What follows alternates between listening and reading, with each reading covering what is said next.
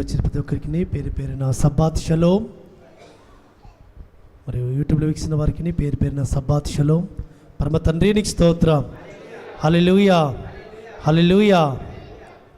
పరమ తండ్రి సన్నిధిలో మనమందరం మరి యొక్క సబ్బాత్ దినమందు ఆయన సన్నిధిలో సమాజముగా సమకూర్చబడుతూ వస్తున్నాం. ఆయన సన్నిధిలో ఆయన వాక్యాన్ని విందాం. పరిశుద్ధ గ్రంథంలో నుంచి లేఖన భాగం చదువుకుందాం.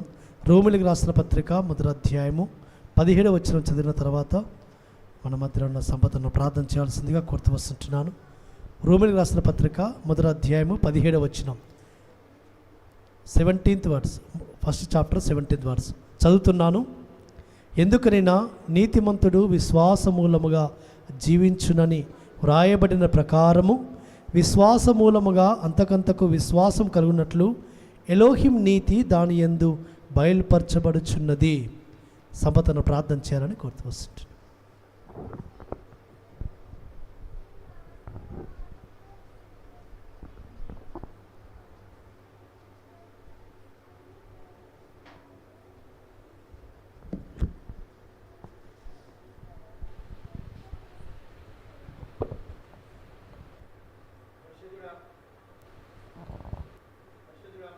సర్వనోతుడా, జీవముల తండ్రి, యాషమెస మీ ఘనమైన నామమునకు స్తుతులు స్తోత్రములు. అద్భుతకరుడా, ఆశ్చర్యకరుడా, నిత్యుడవు తండ్రి, బలవంతుడు, సర్వశక్తుడా, సమాధాన అధిపతి, మీకే స్తుతులు స్తోత్రములు. ఇదిగో నాయన, మరి గత సబ్బాతు నుంచి ఈ సబ్బాతు వారంలో కాచి కాపాడి భద్రపరిచి మరి ఒకసారి తండ్రి ఇదిగో నీ సన్నిధిలో చేరి నిన్ను స్తుతించుటకు, నిన్ను ఆరాధించుటకు, నిన్ను ధ్యానించుటకు, నిన్ను పూజించుటకు ఇచ్చిన ఈ గొప్ప అవకాశాన్ని బట్టి మీకే స్తుతులు స్తోత్రములు. సర్వోన్నతుడు, జీవముల తండ్రి, యాషమెస తండ్రి, మరి ఇంతవరకు తండ్రి మీరు పాటల ద్వారా మహిమ పొందినారు. మరి అదేవిధంగా ఆరాధన ద్వారా కూడా మీరు మహిమ పొందినారు.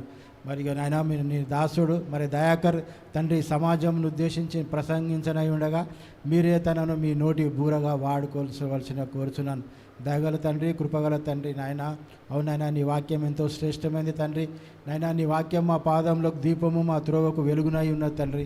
అదేవిధంగా మరి యవనస్తులే కాక మరి ఎవరైనాను తండ్రి మా ప్రవర్తనలను నీ వాక్యం చేతనే మరి సరి చేసుకునవలసి ఉండగా, సరిదిద్దుకునవలసి ఉండగా మరి అటు వాక్యాన్ని తండ్రి నీ సేవకుడు దయాకర్ మరి ఉపదేశించనుండగా మీరే తనతో ఉండి తండ్రి తను చెప్పే వాక్యాన్ని బట్టి మా ప్రవర్తనలను, మా జీవితాలను మేము సరిచేసుకొని నీకు ఇంకా సమీపంగా ఉండేటకు సాయం చేయవలసిందిగా కోరుచున్నాను. మరి ఒకసారి తండ్రి ఇదిగోనైనా మరి దయాకర్ను నీ కృపగల హస్తాలకు అప్పచెప్తూ ఈ కొద్ది విన్నపములు మా ప్రియ రక్షకుడు విమోచకుడైన నజరేయుడైన యేషువ మెస్సీయ నామములో అడిగి వేడుకొంచున్నాం తండ్రి. ఆమేన్. థ్యాంక్ యూ అన్న. చదువుకున్న వాక్య భాగము అపోస్తలుడైన పౌలు రోమిలికి రాసిన పత్రిక 1వ అధ్యాయము 17వ వచనములో, నీతిమంతుడు విశ్వాసమూలముగా జీవించునని రాయబడిన ప్రకారముగా, ఒకటి నీతిమంతుడు విశ్వాసమూలముగా జీవించును అని రాయబడిన ప్రకారముగా అని ఇక్కడ రాస్తున్నాడు పౌలు. రోమిలకు పత్రిక రాస్తూ వస్తుంటున్నాడు. ఎక్కడ రాయబడుతూ వచ్చింది ఈ మాట, దాన్ని మనం చూసుకొని మనం ముందుకు వెళుదాం. హబకుక్కు 2వ అధ్యాయము 4వ వచనములో పరమ తండ్రి ప్రవక్త అయిన హబకుక్కు ఈ మాట రాస్తూ వచ్చాడు. హబకుక్కు 2వ అధ్యాయము 4వ వచనములో, అయితే నీతిమంతుడు విశ్వాసమూలముగా బ్రతుకును. 2వ అధ్యాయము 4వ వచనంలో 3వ లైన్లో ఉంటుంది. అయితే నీతిమంతుడు విశ్వాసమూలముగా బ్రతుకును. పరమ తండ్రి ఎందుకొరకు ఈ మాటను తన ప్రవక్త అయిన హబకుక్కు ద్వారా రాయించి పెడుతూ వచ్చాడు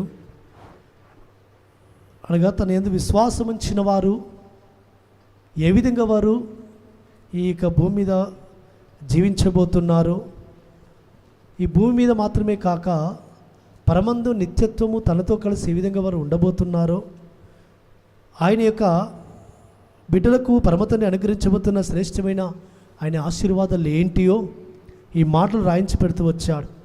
కాబట్టి ఈ దిన మన టాపిక్ అనగా అదే మనము నీతిమంతుడు విశ్వాసమూలముగా జీవించును అనే మాట టాపిక్తో ఈ దినమున మన వాక్యోపదేశం విందాం. పరమ తండ్రి తన యొక్క భక్తులను, తన ఎదుగు వచ్చువారిని, ముఖ్యంగా తన యొక్క ఉనికిని వెదికే వారిని ఆయన ఉన్నాడని నమ్మవలనని ఆయన సెలవిస్తూ వస్తుంటున్నాడు. మనము విశ్వాసులమని చెప్పుకుంటున్నాం, ఎందుకు విశ్వాసం అని చెప్పుకుంటున్నాం? మనం వెతుకుతుంది, మనము నమ్మింది, మనం విశ్వసిస్తుంది ఈ లోకంలో మనకు కనబడట్లేదు. అది ఈ లోకంలో మనకు కనబడట్లేదు, మన కంటికి కనబడట్లేదు, కానీ అది ఉన్నదని మనం నమ్ముతున్నాం. పరలోకంలో ఆ పరమందు నాకు స్వాస్థ్యం ఉంది, పరలోకపు తండ్రి నా కొరకు ఒక మహిమను సిద్ధపరిచాడు, ఒక పరలోకంలో నా కొరకు ఆయన ఇల్లు సిద్ధపరిచాడు, ఆ పరలోకపు తండ్రి యొక్క స్వరూపతలోనికి నేను మార్చబడాలి అనేది మన యొక్క నిరీక్షణ. ఆ నిరీక్షణ దాని యొక్క నిజ స్వరూపమే విశ్వాసము.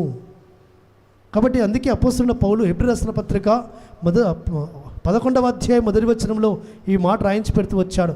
విశ్వాసం అనున్నది. విశ్వాసం అంటే ఏంటి? విశ్వాసం అనున్నది చదవండి అక్క. విశ్వాసం అనున్నది నిరీక్షింపబడి వాటి యొక్క నిజ స్వరూపమును అదృశ్యమైనవి యున్నవనుటకు రుజువునై ఉన్నది. అదృశ్యమైనవి, అదృశ్యము అంటే దృశ్యము కానివి అదృశ్యము. దృశ్యము కనుక మనకు కనబడేటివి, అదృశ్యం అంటే కనబడనివి. కాబట్టి కనబడనివి ఉన్నవని అనుటకు రుజువునై ఉన్నది. కాబట్టి పరలోకంలో నా కొరకు పరమ తండ్రి ఒక మహిమను సిద్ధపరిచాడు, ఒక కిరీటము దాచిచ్చి పెట్టాడు. పరలోకంలో నాకు ఒక స్థానం ఉంది, పరమ తండ్రితో నేను ఉండబోతున్నాను అనేది ఇప్పుడు మన కంటికి కనబడలేదు, అది కానీ అది ఉన్నది అనేది మనం నమ్ముచున్నాము కదా. ఆ నమ్మకమే ఆ యొక్క నిరీక్షణనే విశ్వాసము. కాబట్టి దాని నిజ స్వరూపమే అది ఉన్నవని రుజువనుంటవే విశ్వాసము. కాబట్టి ఆ విశ్వాసం అనేది మన జీవితాల్లో ఏ విధంగా ఉంది అనేది ఏదైనా మనము లేఖనాల్లో ముందుకెళ్తున్న కొద్ది మనం చూసుకుందాం. ఎందుకంటే పరమతండ్రి సన్నిధానంలో పరమతండ్రి ఏమని ఆశపడుతూ వస్తున్నాడంటే, విశ్వాసముతో నన్ను వెదకండి, విశ్వాసంతో నన్ను కనుగొనండి, విశ్వాసంతో నా సన్నిధికి రండి, విశ్వాసంతో మీరు స్వస్థపరచబడండి, విశ్వాసముతో మీ యొక్క ఆత్మీయమైన జీవితాన్ని ఉన్నతమైన శిఖరాలు చేర్చుకోండి. కాబట్టి విశ్వాసులు, బిలీవర్స్. కాబట్టి పరమతండ్రి యందు విశ్వాసం ఉంచడము ద్వారా మనము ఒక గొప్ప ధన్యతలకు వెళుతున్నాం. ఏంటి ఆ ధన్యత అంటే నీతిమంతులముగా తీర్చబడుతున్నాం. విశ్వాసము ద్వారా మనం ఏం చేయబడుతున్నాము? రక్షింపబడుతున్నాం. విశ్వాసం ద్వారా మనం ఏం చేయబడుతున్నాము? నీతిమంతులము తీర్చబడుతున్నాం. విశ్వాసము ద్వారా మనం ఏం చేయబడుతున్నాము? ఆయనలో స్థిరపరచబడుతున్నాం. విశ్వాసము మనల్ని ఏం చేస్తుంది అంటే ఆయనకు సమీపముగా చేస్తుంది, ఆయనకి ఇష్టలుగా మారుస్తుంది. ఇదే 11వ అధ్యాయం హెబ్రీ రాసిన పత్రిక 11వ అధ్యాయము 6వ వచనంలో ఒక మాట రాయబడుతూ వచ్చింది. విశ్వాసము లేకుండా ఎలోహింకి ఇష్టుడై ఉండుట అసాధ్యము. ఎలోహిం యొద్దకు వచ్చువాడు ఆయన ఉన్నాడనియు తన్ను వెదుకు వారికి ఫలము దయచేయవాడనియు నమ్మవలెను గదా. విశ్వాసము లేకుండా ఎలోహింకి ఇష్టుడై ఉండుట అసాధ్యము. కాబట్టి విశ్వాసముతో మనం నడుస్తుంటున్నప్పుడు మన విశ్వాసము మనల్ని ఏం చేస్తుందట? ఆయనలో మనకి ఒక గొప్ప నిరీక్షణ కలగజేసి ఆయనకి ఇష్టలుగా మారుస్తుంది. ఆయనలో మనకు ఒక ఫలము దొరుకుతుందని ఆ యొక్క నడవడానికి బలము మనకిస్తుంది. ఆ విశ్వాసము ఆయనకు మనకు సంబంధం ఏర్పరుస్తుంటుంది సుమా, ఆయనకి ఇష్టలుగా మారుస్తుంది. అదే మాదిరిగా ఆయన యొద్దకు వచ్చువాడు ఆయన ఉన్నాడనియో తను వెదుకు వారికి ఫలము దయచేవాడననియో నమ్మవలను కదా. కాబట్టి తను వెదుకు వారికి ఆయన ఫలము దయచేవాడనియో ఆయన నాకు ఫలమిస్తాడు, ఆయన నన్ను చూస్తాడు. కాబట్టి ఆయన నన్ను ఈ లోకంలో ఒక ఉన్నతమైన స్థితికి చేరుస్తాడు. ఈ లోకంలోనే కాదు, అవును ఆయన రాజ్యములో కూడా ఆయన నీతిలో ఆయన యొక్క మహిమలో నన్ను ఉంచుకోబోతున్నాడు అని ఒక నిరీక్షణతో మనం విశ్వాసంతో ముందుకు సాగుతూ వస్తుంటున్నప్పుడు ఆయనకు మనం ఏమవుతుంటామంటే సమీపమవుతుంటాం. తద్వారా ఆయన మనకు ఫలము దయచేస్తాడు. మనం నమ్మిక ఉంచిన దాన్ని మన ఒడిలో ఉంచుతాడు, మనకు అనుగ్రహిస్తాడు ఆయన. కాబట్టి అందును బట్టి ఈ లోకములో విశ్వాసములో మనము ముందుకు సాగాల్సిన అవసరం ఉంది. మనకంటే ముందుగా ఇట్టి విశ్వాసాన్ని కలిగిన భక్తులు వారు ఏ విధంగా నడుచుకున్నారు, వారి యొక్క భక్తి జీవితాన్ని ఏ విధంగా కనపరిచారు, వారి విశ్వాసాన్ని ఏ విధంగా కనపరుచుకున్నారు, ఏ విధంగా వారి విశ్వాసాన్ని వారి పరమతండ్రి దగ్గర చూపించుకొని ఈ దేవుని వారి యొక్క విశ్వాసము ద్వారా సాక్షులుగా మన మధ్యలో వారు మాట్లాడుతూ వస్తుంటున్నారు. వారు భౌతికంగా మన మధ్యలో లేకపోయినప్పటికీ వారి విశ్వాసము ఏం చేస్తుంది, ఇప్పటికీ సాక్ష్యం ఇస్తూ వస్తుంటుంది. వారి విశ్వాసము వారి క్రియలు ఇప్పటికీ సాక్ష్యం ఇస్తూ వస్తుంటున్నాయి. అందుకే అపోస్తలుడైన పౌలు హెబ్రీయులకు రాసిన తన యొక్క సొంత జనాంగముతో ఈ మాట రాస్తూ వస్తుంటున్నాడు. 4వ వచనం అంటూ వస్తుంటున్నాడు, విశ్వాసమును బట్టి హేబేలు కయీను కంటే శ్రేష్టమైన బలి ఎలోహింకు అర్పించెను. ఎలోహిం అతని అర్పణలను గూర్చి సాక్ష్యం ఇచ్చినప్పుడు అతడు ఆ విశ్వాసమును బట్టి నీతిమంతుడని సాక్ష్యము పొందెను. అతడు మృతి నొందియు ఆ విశ్వాసము ద్వారా మాట్లాడుచున్నాడు. హేబేలు తన విశ్వాసము ద్వారా మనతో మాట్లాడుతూ వస్తుంటున్నాడు. అతను మృతి నొందియు, ఈ పాయింట్ చూడండి, అతను మృతి నొందినప్పటికీ హేబేలు మృతి నొందినప్పటికీ అతని విశ్వాసం మాత్రము మృతి నొందలేదు సుమా. హేబేలు మృతి నొందాడు, కొన్ని వేల సంవత్సరాలు అయిపోయాయి, కానీ ఆయన ఎలోహిం యందు ఉంచిన విశ్వాసం మాత్రము మృతి పొందలేదు సుమా. కాబట్టి ఆ విశ్వాసం మాట్లాడుతూ వస్తుంటుంది. విశ్వాసము ద్వారా అతడు మాట్లాడుతూ వస్తుంటున్నాడు. సర్వలోకంలో ఉన్న యాశ్వానందు విశ్వాసం ఇచ్చిన తన యొక్క స్నేహితులైన వారికి, తన సహోదరులకి ఆయన ఏమని సాక్ష్యం ఇస్తున్నాడంటే, ఇదిగో నేను ఒక అర్పణం అర్పించాను. ఆ అర్పణము ఎలాంటిది అర్పణము? ఆయనకి ఇష్టకరమైన అర్పణం అర్పిస్తున్నాను. ఆయనకు ఇష్టమైనది, ఆయన ఏదైతే కోరుకుంటాడో అదే అర్పిస్తున్నాడు. అదే శ్రేష్టమైన అర్పణను అర్పించి ఆయన ఏం చేస్తున్నాడంటే ఎలోహిం చేత సాక్ష్యం పొందుకుంటూ వచ్చాడు. ఎలోహిం చేత సాక్ష్యము, ఎలోహిం అతని అర్పణ గురించి సాక్ష్యం ఇచ్చినప్పుడు, కాబట్టి శ్రేష్టమైన అర్పణ అర్పిస్తూ వస్తున్నాడు. ఎందుకంటే ఈ అర్పణ ద్వారా నేను ఆయనకు ఇష్టడుగా మార్చబడతాను. ఆయనకి ఇష్టడుగా మార్చబడితే నేను ఆయన సన్నిధిలో నిరంతరము ఆయన నుంచి నేను బహుమానం పొందుకుంటూ ఉంటాను. కాబట్టి ఆయన నుంచి నేను ఇంతకంటే నేను ఇచ్చిన దానికంటే అధికముగా నేను బహుమానం పొందుకుంటాను.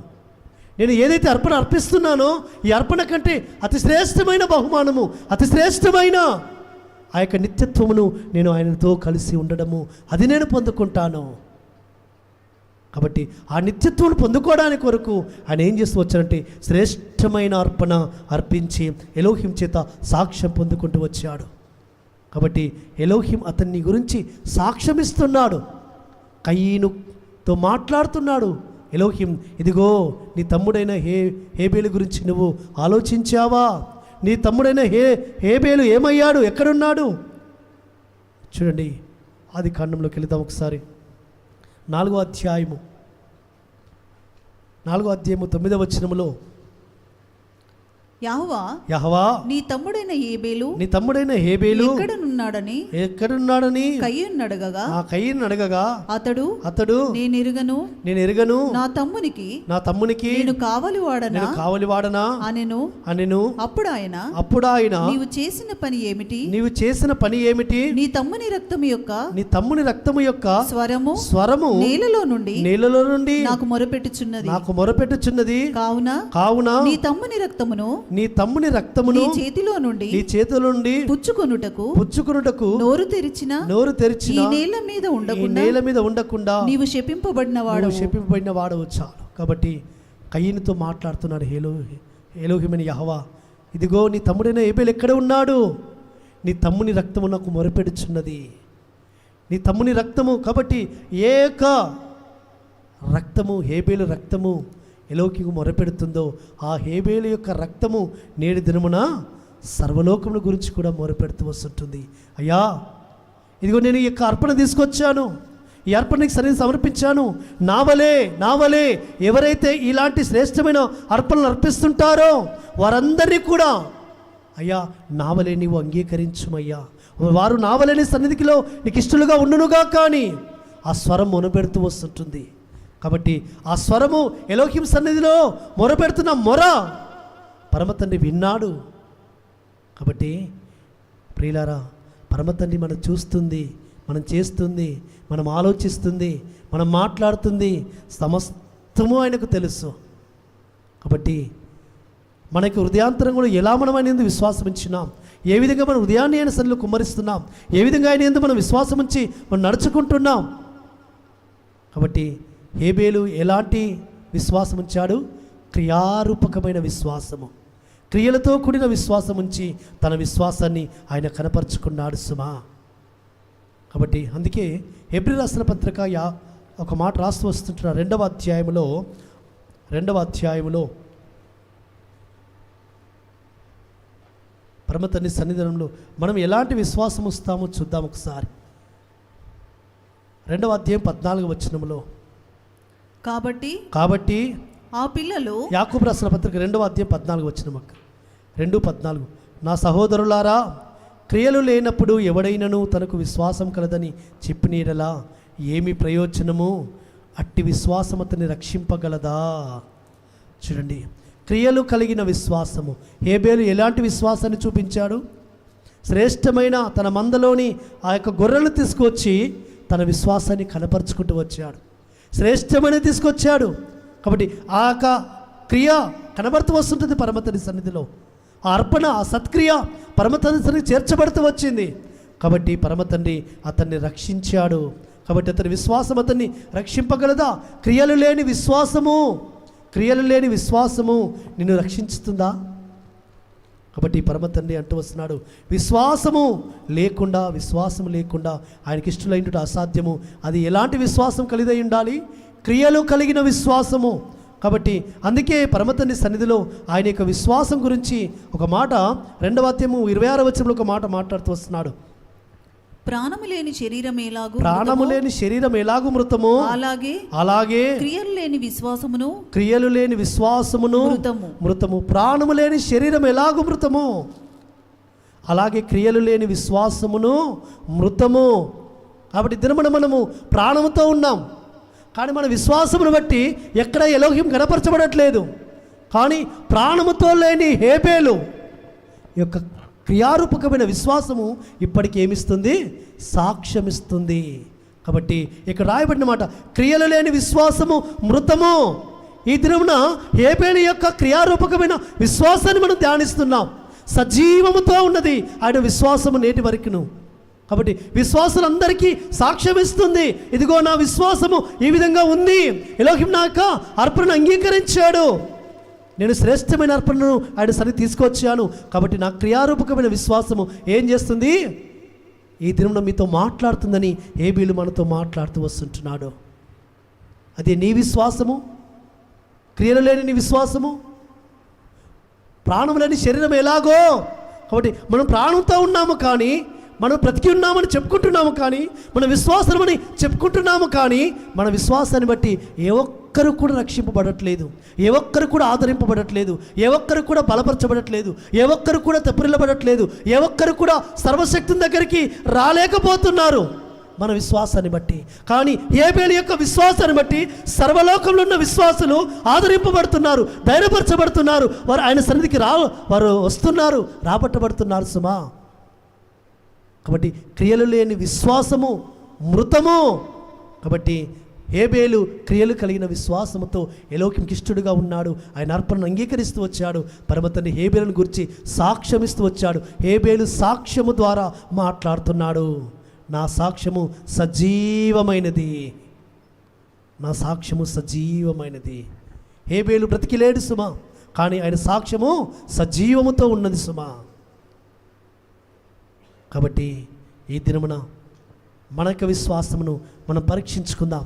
నా విశ్వాసము అనేకులను రక్షించడానికి కారణమవుతుందా? ఎందుకంటే హెబ్రీ రాసిన పత్రికలో 11వ అధ్యాయంలో భక్తులు ఎలా విశ్వాసం ఉంచారు, ఎలా విశ్వాసం ఉంచి ఆయన సన్నిధిని నడుచుకుంటూ వచ్చారు. ఒకసారి చూసుకుందాం. పరిశుద్ధ గ్రంథంలో 11వ అధ్యాయము 33వ వచనంలో ఒకసారి చూద్దాం.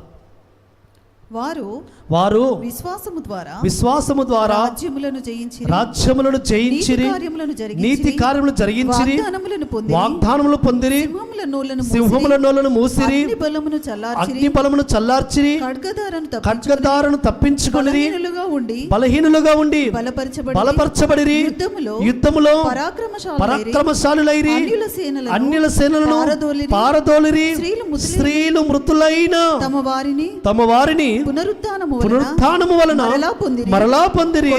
కొందరైతే మరి శ్రేష్టమైన పునరుత్థానమును పొందగోరి విడుదల పొందనొల్లక యాతన పెట్టబడిరి. చాలక వారి విశ్వాసము ద్వారా రాజ్యములను జయించిరి. పైన ఒక పెద్ద లిస్ట్ ఇస్తూ వచ్చాడు అపోస్తలుడైన పౌలు. అబ్రహాము విశ్వాసము, ఇస్సాకు విశ్వాసము, యాకోబు విశ్వాసము, రాహేలు విశ్వాసము, అదే మాదిరిగా శ్రేష్టమైన భక్తుడు మోషే విశ్వాసము, అదే మాదిరిగా శ్రేష్టమైన అనేక మంది భక్తుల యొక్క విశ్వాసం, అనేక మంది భక్తుల యొక్క విశ్వాసము అక్కడ చూపించి ఆఖరికు చివరిగా రాహాబు అనే వేశ్య యొక్క విశ్వాసాన్ని కూడా చూపిస్తూ వచ్చాడు. వీరందరూ కూడా విశ్వాస వీరుల యొక్క పట్టికలో చేర్చబడుతూ వచ్చారు. ఎందుకంటే వారి విశ్వాసం వలన వారు రాజ్యములను జయించిరి, నీతి కార్యములను జరిగించిరి. నీతిమంతుడు విశ్వాస మూలముగా బ్రతుకును. చూద్దాం, రాహాబు ఒక వేశ్య ఏ విధంగా ఆమె తన యొక్క కుటుంబాన్ని కాపాడుకుంటూ వచ్చింది. చూద్దాం, పరమ తండ్రి సన్నిధిలో ఆమె యొక్క క్రియ ఏ విధంగా కనబడుతూ వచ్చిందో సరే మనం చూసుకుందాం. 11వ అధ్యాయంలో 30వ వచనం 31వ వచనం చదువుదాం.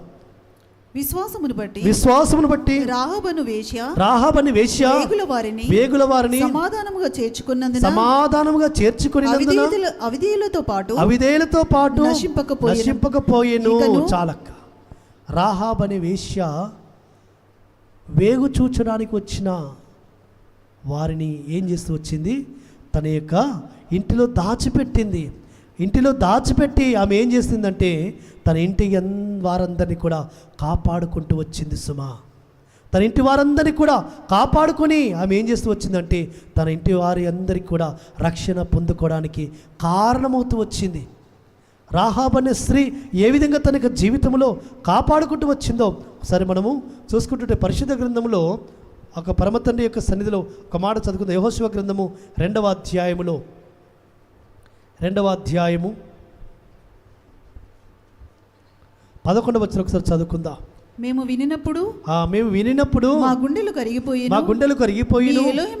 మీ ఎలోహిమైన యెహోవా పైన ఆకాశమందును కింద భూమి యందును ఎలోహిమే మీ ఎదుట ఎట్టి మనుషులకైనను ధైర్యం ఏమాత్రము ఉండదు. నేను మీకు ఉపకారం చేసిన గనుక మీరును నా తండ్రి ఇంటికి ఉపకారము చేసి నాకు నిజమైన ఆనవాళ్ళను ఇచ్చి నా తండ్రియు నా తల్లియు నా అన్నదమ్ములను నా అక్క చెల్లెలను వారికి కలిగి ఉన్న వారందరూ చావకుండా బ్రతకనిచ్చి రక్షించున్నట్లుగా దయచేసి యెహోవా తోడని ప్రమాణము చేయుడనెను. కాబట్టి రాహాబ్ అనే వేశ్య ఆ వేగుల వారిని చేర్చుకొని వారితో మాట్లాడుతూ వస్తుంటుంది. ఆ సర్వోన్నతుడైన యెహోవా వారితో ఏ విధంగా ఉన్నాడు, వారిని ఏ విధంగా ఇజ్రాయేలును కాపాడుతూ వచ్చాడు. ఇజ్రాయేల్ దేశము పాలతలు ప్రవహించే దేశమును, కానాను దేశమును ఇవ్వడానికి కొరకు పరమతండ్రి వారికి వాగ్దానం ఇచ్చి వారిని ఏ విధంగా నడిపిస్తూ వస్తుంటున్నాడు. ఐగుప్తు దేశం నుంచి వచ్చినప్పుడు వారికి పరమతండ్రి ఏ విధంగా వారి మధ్యలో సూచక్రియలు చేస్తూ వచ్చాడు. ఎర్ర సముద్రాన్ని ఏ విధంగా ఆరిపోజేస్తూ వచ్చాడు. అరణ్యంలో ఏ విధంగా వారిని నడిపింపజేస్తూ వచ్చాడు. శత్రు దేశాలను ఏ విధంగా సంహరిస్తూ వచ్చాడు.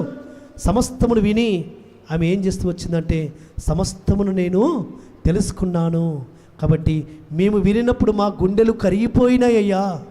వేగుల వారితో మాట్లాడుతూ ఆమె అంటూ వస్తుంటుంది, మీ ఎలోహిమని యెహోవా పైన ఆకాశమందును కింద భూమి అందును ఆయనే ఎలోహిం, ఆయన తప్ప వేరే ఎలోహిము లేడు.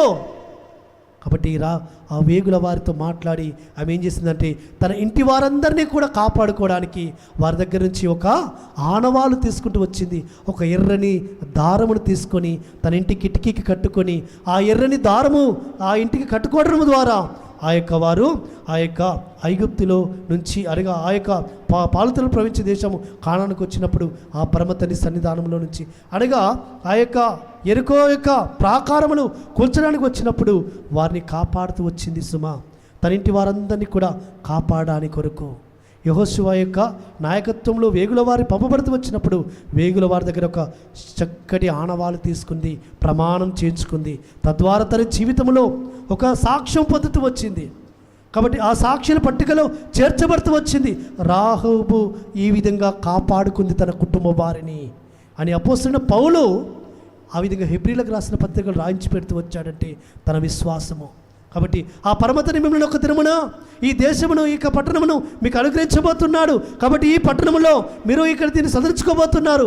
ఈ పట్టణాన్ని మీరు సదరించుకోబోతున్నప్పుడు నా ఇంటి వారిని కాపాడండి, నా ఇంటి వారిని కాపాడండి, నన్ను నా ఇంటి వారిని కాపాడండి. ఎందుకంటే మీ ఎదుట ఎవరు నిలవచాలరు, మిమ్మల్ని ఎవరు గెలవచాలరు. మీరొక్కరే సర్వోన్నతుని ప్రజలు, సర్వోన్నతుని యొక్క ఎలోహిమైన సృష్టికర్తైన యెహోవా జనాంగం మీరు. కాబట్టి మీరు శక్తివంతులు, మీ ఎదుట ఎవరు నిలవచాలరు. కాబట్టి మమ్మల్ని కాపాడండి అని ఆమె విశ్వాసము చేత తన కుటుంబ వారిని కాపాడుకుంటూ వచ్చింది. అందుకే ఎలోహిమైన యెహోవా నేటి దినమున ఆయన మనల్ని కూడా ఏమని సెలవిస్తున్నాడంటే, యాశ్వానందు విశ్వాసం ఉంచము, ఇప్పుడు నీవును నీ కుటుంబ వారును రక్షింపబడుదురు. ఆ యొక్క రాహాబు ఏ విధంగా తన ఇంటి వారి కొరకు ప్రయాసపడుతూ వచ్చిందో, తన ప్రాణాలు సైతము పణంగా పెడుతూ వచ్చింది, తన ప్రాణాలు సైతం ప్రాణంగా పెడుతూ వచ్చింది. ఎందుకంటే వేగుల వారిని ఈమె కాపాడిందని తెలిస్తే ఆమె ప్రాణం తీసేస్తారు. కానీ దాచిపెట్టి వారికి ఆ విధంగా ఆ రాత్రి కాల సమయంలో వారికి భోజనం ఇచ్చి వారిని చక్కగా మళ్ళీ తిరిగి పంపిస్తూ వచ్చింది. కాబట్టి నేటి దినమున యాశ్వా మెస్సియానందు విశ్వాసం ఉంచడము ద్వారా నీవును నీ కుటుంబ వారును రక్షింపబడతారని అపోస్తలుడైన పౌలు ఆ యొక్క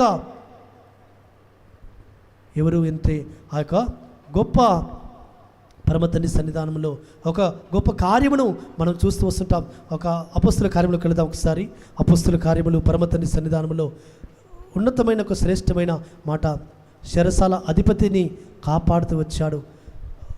16వ అధ్యాయములో 31వ వచనంలో చెరసాల నాయకుడు, అయ్యా అందుకు వారు ఎలోహిమైన యాశ్వానందు విశ్వాసముంచుము, అప్పుడు నీవును నీ ఇంటి వారును రక్షణ పొందుదురని చెప్పి అతనికి అతని ఇంటి వారి ఉన్న వారందరికీ ఎలోహిం వాక్యము బోధించింది. చూడండి, కాబట్టి ఎలోహిం యందు విశ్వాసం ఉంచడం ద్వారా కుటుంబ వారందరూ కూడా రక్షింపబడతారు. రాహాబు తన విశ్వాసం వచ్చింది, తన కుటుంబ వారిని కాపాడుకుంది, రక్షించుకున్నది. సుమా, ఇక్కడ చెరసాల నాయకుడు అపోస్తలుడైన పౌలు యొక్క మాటలు విని విశ్వాసం ఉంచడం ద్వారా తనను తన కుటుంబ వారిని అందరినీ కూడా కాపాడుకుంటూ వచ్చాడు, రక్షణలోకి నడిపించుకుంటూ వచ్చాడు. 34వ వచనంలో మరియు అతడు వారిని ఇంటికి తోడుకొని వచ్చి భోజనము పెట్టి ఎలోహిం యందు విశ్వాసం ఉంచిన వాడై తన ఇంటి వారందరితో కూడా ఆనందించెను. కాబట్టి నువ్వు విశ్వాసం వస్తే ఏమవుతారంటే నీ కుటుంబ వారు రక్షింపబడతారు. సుమా, ఎలాంటి విశ్వాసము? క్రియారూపకమైన విశ్వాసము. కాబట్టి దినమున నా కుటుంబ సభ్యులు రక్షింపబడట్లేదు, అయ్యో నా భర్త రక్షింపబడట్లేదు, నా భార్య రక్షింపబడట్లేదు, నా పిల్లలు రక్షింపబడట్లేదు, నా తోబుట్టు రక్షింపబడట్లేదని మనము వేదన పడుతుంటాం, దుఃఖపడుతుంటాం. కానీ పరమతండ్రి సన్నిధిలో ఆయన యందు విశ్వాసం ఉంచుము, నీవును నీ కుటుంబ వారును రక్షింపబడుదురు. రాహాబు తన కుటుంబాన్ని రక్షించుకుంది, చెరసాల నాయకుడు విశ్వాసం ఉంచాడు, తన కుటుంబ వారందరితో కలిసి విశ్వాసం ఉంచాడు, కుటుంబ వారితో కలిసి ఆనందిస్తున్నాడు ఎలోహిం సన్నిధిలో. కాబట్టి దినమున నీవును నీ కుటుంబ వారును ఆయన సన్నిధిలో ఆనందించాలి, రక్షణలో ఆనందించాలి, సంతోషించాలి. అంటే నీవు కూడా విశ్వాసం ఉంచు. తన నామముందు విశ్వాసం ఉంచిన వారికి ఆయన ఏం చేస్తున్నాడు? తన నామముందు విశ్వాసం ఉంచిన వారికి యోహాను సువార్త 1వ అధ్యాయం 12వ వచనంలో, ప్రియులారా, పరమతండ్రి లేఖనాలు మనకు జీవమునిస్తాయి. ఒక మాట మనం చదువుకుందాం. యోహాను సువార్త 1వ అధ్యాయం 12వ వచనంలో, తనను ఎందరు అంగీకరించిరో వారందరికీ అనగా తన నామమునందు విశ్వాసం ఉంచిన వారికి ఎలోహిం పిల్లలగుటకు ఆయన అధికారం అనుగ్రహించెను. తన నామమందు విశ్వాసం ఉంచిన వారికి. ఎవరి యందు విశ్వాసము? తన నామము యెహోవా నామమందు విశ్వాసం ఉంచడం ద్వారా మనం ఆయన పిల్లలముగా ఎంచబడుతున్నాం. సుమా, ఆయన పిల్లలముగా మనం ఎంచబడుతున్నాం. ఆయన పిల్లలముగా మనం ఎంచబడడానికి పరమతండ్రి మనల్ని ఏం చేస్తున్నాడంటే మనకు అధికారం ఇచ్చాడు. కాబట్టి యెహోవా మెస్సియా నామమందు విశ్వాసం ఉంచడం ద్వారా నేను ఆయన కుమారుణ్ణి, ఆయన కుమార్తెను, నేను ఆయన స్వాస్థ్యమును, నేను ఆయన సొంత జనాంగమును, నేను ఆయన స్వాస్థ్యమును అని చెప్పుకోవడానికి మనకు పరమతండ్రి యొక్క వీలు కలుగజేస్తూ వచ్చాడు. కాబట్టి చెరసాల నాయకుడు విశ్వాసం ఉంచాడు ఎలోహిం నందు, యాషువ మెస్సియా నందు. అపోస్తలుడైన పౌలు అదే చెప్పాడు, యాషువ నందు విశ్వాసం ఉంచుము, నీవు నీ కుటుంబం వారును రక్షింపబడుదురు. కాబట్టి ఆయన యొక్క రక్షణ ఎవరికి? ఆయన నామమందు విశ్వాసం ఉంచిన వారికి. ఏమని విశ్వాసం ఉంచాలి? యాషువ మెస్సియా, అయ్యా నీవు నా కొరకు మహిమను కోల్పోయావు, సమస్తాన్ని విడిచిపెట్టావు, సింహాసనాన్ని కోల్పోయావు, నా కొరకు రక్తము కార్చి మరణించి మూడోదిన తిరిగి లేచావు. నీ యొక్క నామములో నాకు రక్షణ ఉందయ్యా, నీ నామములో నాకు పాప క్షమాపణ ఉందయ్యా. కాబట్టి ఎవరైతే ఇటు విధంగా విశ్వాసం ఉంచి ఆయన సన్నిధిలో నడుస్తారో వారికి ఆయన పిల్లలు అనుగ్రహించి ఆయన పిల్లలని పరమతండ్రి ముద్ర వేస్తున్నాడు, సింబల్. కాబట్టి ఆ విధంగా పరమతండ్రి సన్నిధిలో విశ్వాసం ఉంచిన వారు క్రియలు కనపరచాలి. కాబట్టి ఆ క్రియలు, ఎందుకంటే ఒక విశ్వాసం వస్తే సరిపోతుమా? పరమతండ్రి సన్నిధిలో యాకోబు రాసిన పత్రిక 2వ అధ్యాయంలో కొంతమంది అనుకుంటుంటారు, విశ్వాసం వస్తే చాలు, నేను ఇక పరలోకం చేర్చబడ్డాను అనుకుంటుంటారు. కానీ విశ్వాసం వస్తే సరిపోదు. 2వ అధ్యాయము యాకోబు రాసిన పత్రిక 2వ అధ్యాయము 16వ వచనం నుంచి చదువుదాం ఒకసారి. మీలో ఎవడైనను శరీరమునకు కావలసిన వాటిని ఇయ్యక సమాధానముగా వెళ్ళుడి, చలి కాచుకొనుడి, తృప్తి పొందుడని చెప్పిన ఎడల ఏమి ప్రయోజనము? అలాగే విశ్వాసము క్రియలు లేనిదైతే అది ఒంటిగా ఉండి మృతమైన తగును. అయితే ఒకడు నీకు విశ్వాసమున్నది, నాకు క్రియలున్నవి, క్రియలు లేకుండా నీ విశ్వాసము నాకు కనపరచుము, నేను నా క్రియల చేత నా విశ్వాసము నీకు కనపడుతుందని చెప్పును. ఎలోహిం ఒక్కడే అని నీవు నమ్ముచున్నావు. అలాగు నమ్ముట మంచిదే.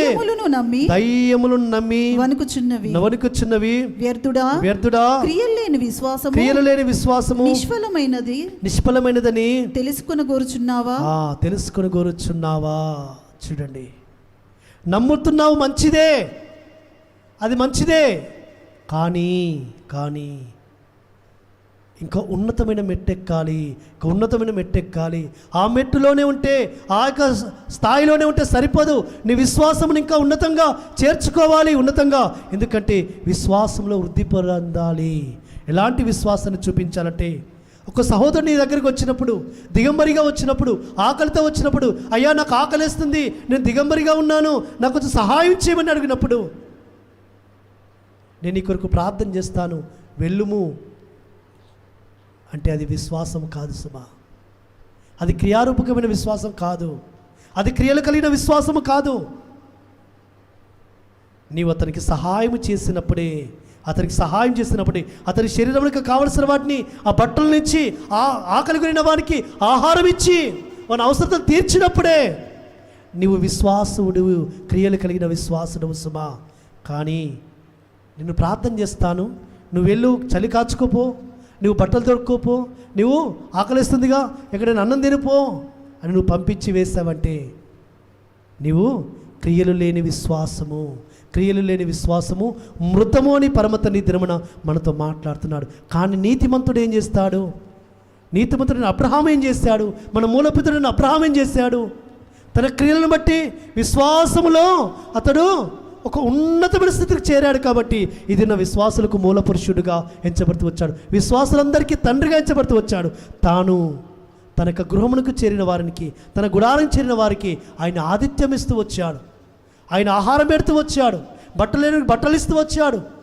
కాబట్టి తన ఇంటికి వచ్చిన వారికి ఆతిథ్యం ఇచ్చడమే కాదు, వారికి ధర్మమును నేర్పి, వారికి కావలసిన వెండి బంగారాలు ఇచ్చి, వారిని చక్కగా సత్కార్యము చేసి, వారిని పోషించి, వారిని నడిపిస్తూ వచ్చాడు సుమా.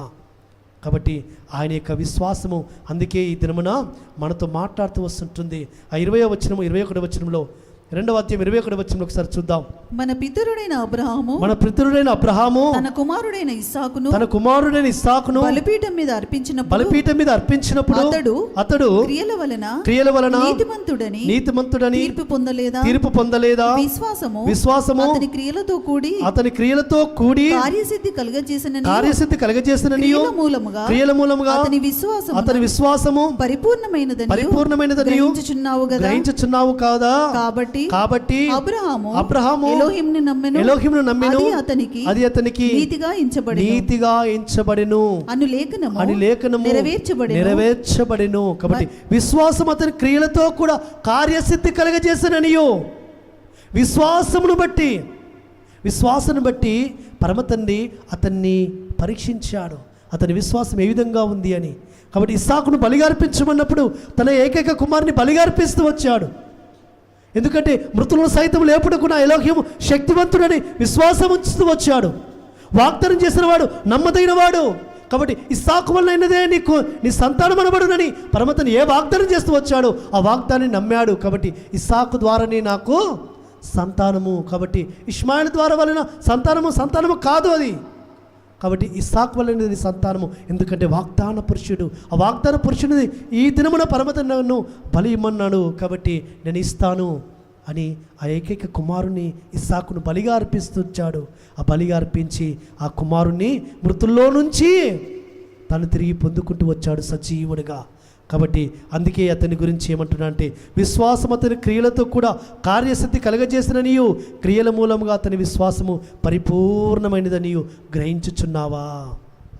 క్రియల మూలముగా అతని విశ్వాసము పరిపూర్ణమైనదనియు గ్రహించుచున్నావా? ఈ దినమున నీ విశ్వాసము పరిపూర్ణమైన స్థితిలో ఉన్నదా? పరిపూర్ణమైన స్థితిలోని విశ్వాసమును కనపరుస్తున్నావా? క్రియలతో కూడిన విశ్వాసాన్ని కనపరిస్తే నీ విశ్వాసము పరిపూర్ణమైనది అన్నట్టుగా పరమతను నిస్తాడు సుమా. కాబట్టి క్రియలతో కూడిన విశ్వాసాన్ని అబ్రహాము కనపరిచాడు. కాబట్టి ఆ వాగ్దానము తన జీవితంలో నెరవేర్చబడింది. పాలు తెల్లు ప్రవహించే దేశమును నీ స్వాస్థ్యమునకు నేను ఆ స్వాస్థ్యమును నీ సంతతికి ఇచ్చేదనని వాగ్దానమును పరమ తండ్రి అబ్రహాము జీవితంలో నెరవేరుస్తూ వచ్చాడు. ఎందుకంటే అబ్రహాము తన స్నేహితుడిగా ఎంచుకుంటూ వచ్చాడు పరమ తండ్రి. అబ్రహాము ఎలోహిము నమ్మెను, అది అతనికి నీతిగా ఎంచబడెను. కాబట్టి నీతిమంతుడు విశ్వాస మూలముగా జీవించును. కాబట్టి అబ్రహాము నేడు దినమున కూడా జీవిస్తూ వస్తుంటున్నాడు తన విశ్వాసము ద్వారా. హేబేలు తన క్రియల యొక్క విశ్వాసము ద్వారా నేడు దినమున కూడా జీవిస్తూ వస్తున్నాడు, మాట్లాడుతున్నాడు మనతో.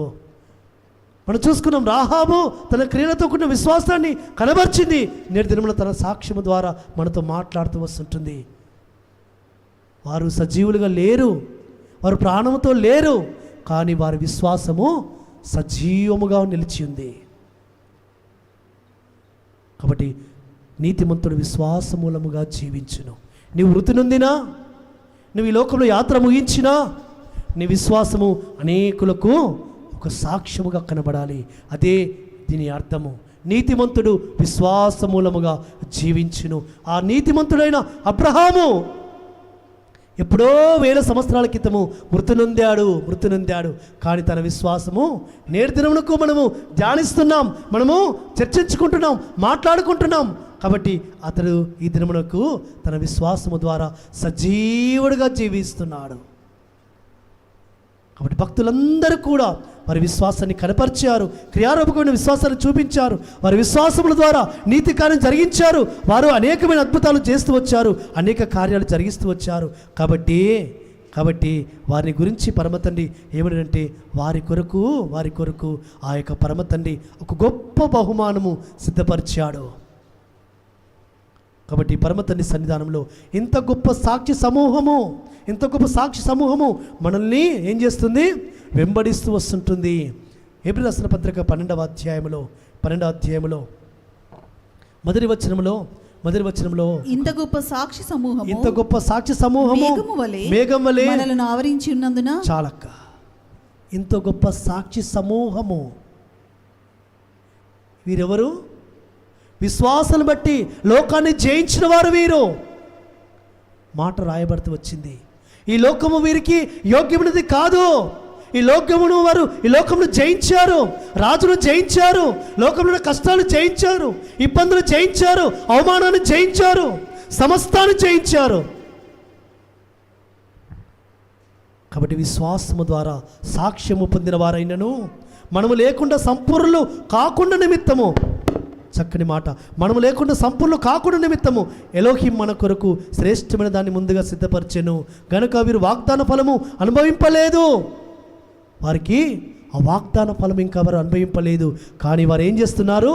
వారి ఆత్మలు ఆ పరలోకములో పరమతని సన్నిధిలో మొరపెడుతున్నాయి, అయ్యా మావలే మావలే మావలే మావలే. ఇట్టి విధముగా విశ్వాసములో వారు ఎవరైతే నడుచుకుంటారో, ఎవరైతే విశ్వాసముతో క్రియారూపమైన విశ్వాసమును కనబరుచుకుంటారో వారికి నీ మావలే నిత్యత్వము దయచేయము, నిత్య మహిమను దయచేయము, నిత్య సంతోషము దయచేయమని వారు ప్రార్థన చేస్తున్నారు. ఆ సింహాసనం కింద ఉండి, నాదా సత్యస్వరూపి, మావలే విశ్వాసము కొరకు, క్రియారూపకమైన విశ్వాసం కొరకు ప్రాణమర్పించిన వారిని అయ్యా నీ రాజ్యములో చేర్చుకో, నీతిలో చేర్చుకో, నీ మహిమలో చేర్చుకొని వారు ఏం చేస్తుంటారంటే ప్రార్థన చేస్తుంటారు. కాబట్టి అంత గొప్ప సాక్ష్య సమూహము మనల్ని ఆవరించి ఉన్నందున మనము సులువుగా చిక్కులు పెట్టు ప్రతి పాపమును విడిచిపెట్టి విశ్వాసమును కర్తయ్యో దాన్ని కొనసాగించువాడైన యెహోవా మెస్సీయ వైపు చూచుచు. కాబట్టి మన విశ్వాసమును మనల్ని కొనసాగించు చేసేవారు ఎవరు? ఆయనే, ఆయన ఆత్మనే, ఆ పరిశుద్ధాత్మనే. కాబట్టి విశ్వాసమును కర్తయ్యో దాన్ని కొనసాగించువాడైన యెహోవా మెస్సీయ వైపు చూచుచు మన ఎదుట ఉంచబడిన పరుగు పందెములో ఓర్పుతో సహనముతో పరిగెత్తుదము. కాబట్టి తుదకు విశ్వాసులారా, విశ్వాసముందు నిలకడగా ఉండుడి, విశ్వాసంలో నిలిచిండుడి, విశ్వాసముతో కూడి ఆయన సన్నిధానంలో నడుచుకునండి. కాబట్టి అందుకే అపోస్తలుడైన పౌలు అన్నాడు, నా విశ్వాసము కాపాడుకుంటుని, నా పరుగు కడముట్టించుతుని, నా కొరకు నీతి కిరీటము దాచించబడి ఉన్నది అంటున్నాడు. కాబట్టి అట్టి విధంగా మన విశ్వాసాన్ని, క్రియారూపకమైన విశ్వాసాన్ని కనపరుస్తాం. క్రియలు లేకుండా మన యొక్క విశ్వాసం వస్తే అది మృతమని గుర్తెరుగుదాం. క్రియలు కలిగిన విశ్వాసంతో ఎలోహిం సన్నిధిలో కనపడదాం. అట్టి విధంగా పరిశుద్ధాత్మ తండ్రి మనల్ని నిలబెట్టును గాక.